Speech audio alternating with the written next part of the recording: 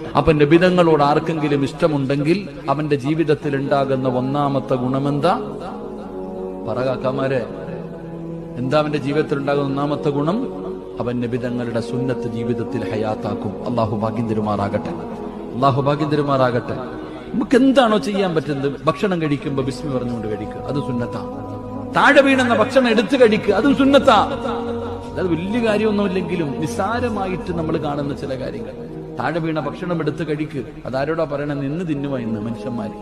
ഇതായിരിക്കുന്ന പെണ്ണുങ്ങൾ രാവിലെ സ്കൂളിൽ വിടുന്ന ഒരു സമയമുണ്ട്, വീട്ടിൽ പോയാൽ കാണാം ഓട്ട മത്സരം. ഉമ്മ പുട്ടും കൊണ്ട് മക്കളുടെ കൂടെ നടക്കുക, ഉമ്മ പുട്ടും കൊണ്ട് മക്കളുടെ ദോശയും കൊണ്ട് മക്കളുടെ കൂടെ ഓടുക, വായിക്കാത്ത കുത്തി കയറ്റുന്നുണ്ട്, അവൻ ഇങ്ങനെ ഓടുക.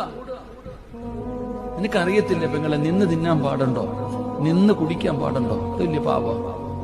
എന്ത് നിനക്കറിയാത്തത്? ഒരു നിമിഷം മക്കളെ വിളിച്ചിരുത്തി കൊടുക്കാൻ നിനക്ക് പറ്റണില്ലേ?